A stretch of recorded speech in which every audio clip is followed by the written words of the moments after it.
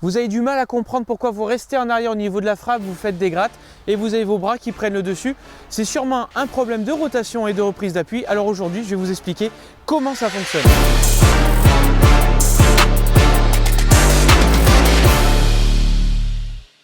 Ce que l'on doit comprendre dans la reprise d'appui, c'est le fonctionnement du bassin sur ces 3 étapes. Et à partir de là, vous allez pouvoir construire votre rotation correctement et surtout comprendre votre erreur. La première chose que vient faire un bassin, c'est tourner à la montée.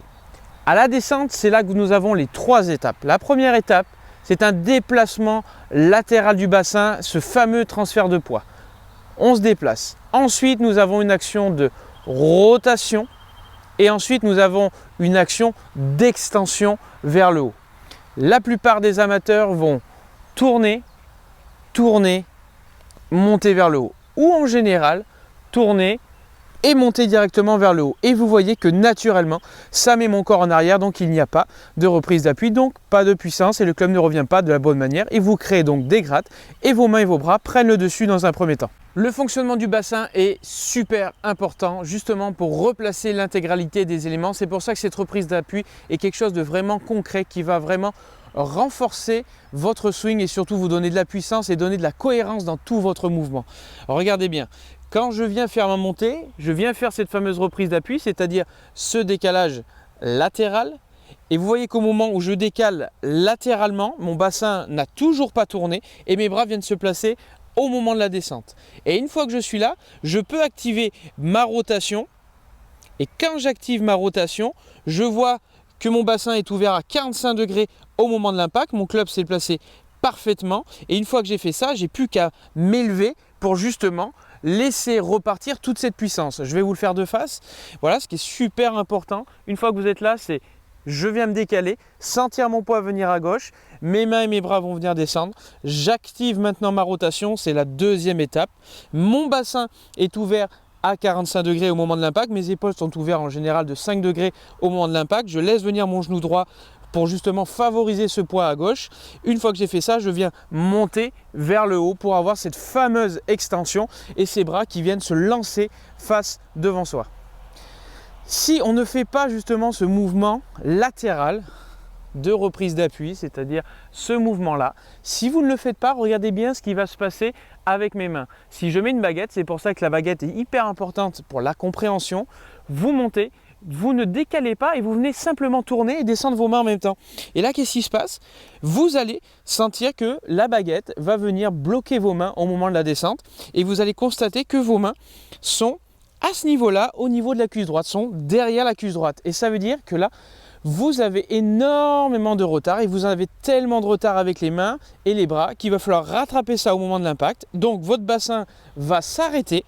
Et là, vous allez rattraper l'ensemble du mouvement avec vos mains. Et c'est pour ça que là, vos mains et vos bras prennent le dessus parce que votre cerveau est malin. Il vient rattraper tout ça. Et là, vous vous retrouvez dans une position où vous poussez en avant. Je vais vous le faire latéralement. Je monte, je tourne en même temps. Là, je me retrouve bloqué. Donc, je rattrape, je pousse. Et là, je me retrouve à pousser en avant sur mes pieds. Et là, d'un seul coup, je me retrouve complètement en déséquilibre. Je vous en ai souvent parlé dans les vidéos. Également, quand on ne fait pas cette fameuse translation, c'est-à-dire ce déplacement latéral sur le côté correctement, regardez bien ce qui se passe. Je viens m'amener à monter vers le haut, à pousser vers le haut, à tourner d'un seul coup. Et vous voyez que là, d'un seul coup, si je viens pousser vers le haut, je me retrouve embarqué derrière. Et là, je me dois de rattraper. Donc, c'est là que j'arrive à faire mes tops et mes grattes. Donc, pour essayer justement de pallier à ça, vous allez regarder, votre centre de swing se retrouvera derrière la balle. Il ne se retrouvera pas devant la balle. D'accord? Je vais vous montrer. Imaginons, ça, c'est notre balle. Hop. Et une fois que vous êtes face à votre balle, regardez bien. Je viens faire mon mouvement et là, d'un seul coup, je viens pousser vers le haut. Et quand je viens pousser vers le haut, qu'est-ce qui se passe? Je me retrouve dans toute cette partie à droite, je me retrouve bloqué en arrière. Alors que si je fais mon mouvement de translation, je viens pousser sur le côté, mon centre de swing commence à se dégager devant le stick, devant la balle. Je sens bien mon poids sur la jambe gauche, exactement sur la pointe avant du pied gauche pour sentir cette action-là du pied. Et ensuite, je viens pousser sur l'arrière de ma jambe gauche pour amener mon bassin à avoir une rotation et tourner dans le bon sens. Et là, vous allez sentir que là, vous avez un mouvement de rotation et pas tout de suite un mouvement d'élévation. C'est translation, rotation, le pouce en arrière et ensuite, je viens lancer pour libérer toute cette puissance. Pour arriver à sentir justement cette reprise d'appui de manière excessive et surtout l'avoir en mémoire, n'oubliez pas qu'il faut exagérer ce que l'on va faire. Donc l'exercice que je vais vous proposer est quelque chose d'exagéré, mais pour aller complètement à l'encontre de ce que l'on fait, c'est-à-dire vous restez trop derrière, donc je vous amène beaucoup trop devant pour arriver justement à trouver un mouvement neutre. Donc vous vous placez avec votre club sur les épaules, vous montez. Une fois que vous avez monté, là je veux que vous ayez l'impression de vous abaisser. Et quand vous vous abaissez, je veux que vous, par rapport au stick devant vous, vous tourniez devant le stick en vous décalant volontairement et vous sentez à ce moment-là le poids venir sur la jambe gauche à ce moment-là. Quand vous avez tourné et vous avez tout décalé vers l'avant, à partir de ce moment-là, j'ai envie que vous vous éleviez directement vers le ciel. Je recommence l'exercice, donc mettez un stick pour justement trouver votre position.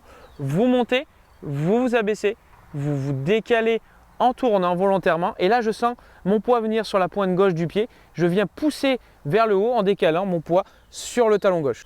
J'ai fait l'exercice de manière excessive pour sentir ce poids-là. Maintenant, je vais essayer de le faire de manière un peu plus cohérente, c'est-à-dire que ma colonne vertébrale qui est représentée par le stick devant moi, je vais essayer de rester face par rapport à ce stick et surtout me décaler simplement de ça et plus venir me décaler avec mon corps intégralement sur la gauche. Une fois que je suis plus habile à ressentir justement ce fameux appui. Donc on continue justement avec le club. Vous montez, vous décalez, vous restez toujours face au stick et là, vous venez pousser sur votre jambe gauche vers l'arrière et vous vous élevez. Mise en situation avec un club, puis ensuite avec des balles. Donc vous faites la même chose, vous pouvez placer un stick devant vous, vous pouvez placer un repère, vous n'êtes pas obligé. Moi je vous invite plutôt à placer le stick sur les hanches, donc on va le faire une fois avec le stick en face et une fois avec le stick sur les hanches. Vous faites votre montée. Une fois que vous êtes là, de manière excessive, vous venez appuyer sur la pointe gauche. Vous sentez ce décalage, vous sentez vos bras se replacer. Les bras se replacer, ça veut dire que mes épaules restent fermées, mon club se passe parallèle au sol. Une fois que là, mon poids est 70% à gauche, 60-70% sur la pointe gauche, je viens libérer cette rotation, parce que là, on est toujours en translation latérale. Je viens pousser sur la jambe gauche, sur le talon. Je sens mon poids se transférer à ce moment-là. Je m'arrête bien. Hyper important de s'arrêter ici. Je viens pousser jambe gauche, talon et je laisse ce genou-là venir vers l'autre genou. Et je sens vraiment cette petite transition hyper importante, venir faire une rotation et ensuite ramener le club à l'impact et ensuite élévation vers l'avant. Ça, c'est super important. Répétez-le un maximum de fois.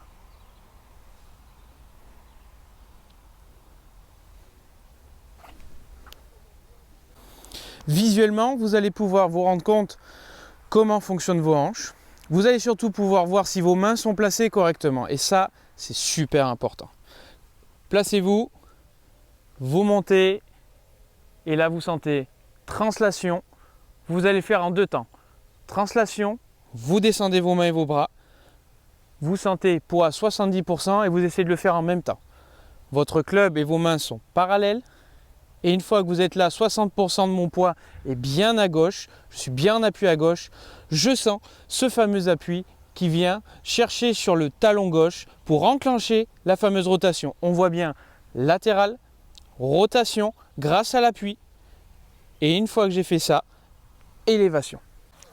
Ce qui est important dans le travail que vous allez faire, ce n'est pas la vitesse de swing à laquelle vous allez exécuter, ce n'est pas le nombre de balles que vous allez exécuter, mais ce qui est important dans un premier temps, c'est de décomposer le mouvement, jouer à 50% de sa vitesse, ne pas se focaliser sur le contact ou les trajectoires de vos balles, ni la vitesse, ni la distance. Ce qui est important, c'est surtout d'arriver à ressentir et comprendre comment ça fonctionne. Alors là, vous allez me dire, mais comment je vais arriver à mettre ça en pratique avec de la vitesse? À force de créer une mémoire musculaire, de le jouer avec des petits coups, vous allez augmenter au fur et à mesure. Et au fur et à mesure, vous allez être de plus en plus à l'aise avec ce mouvement-là. Il faut à peu près 22 000 mouvements pour essayer d'acquérir une notion qui est aussi complexe que ça.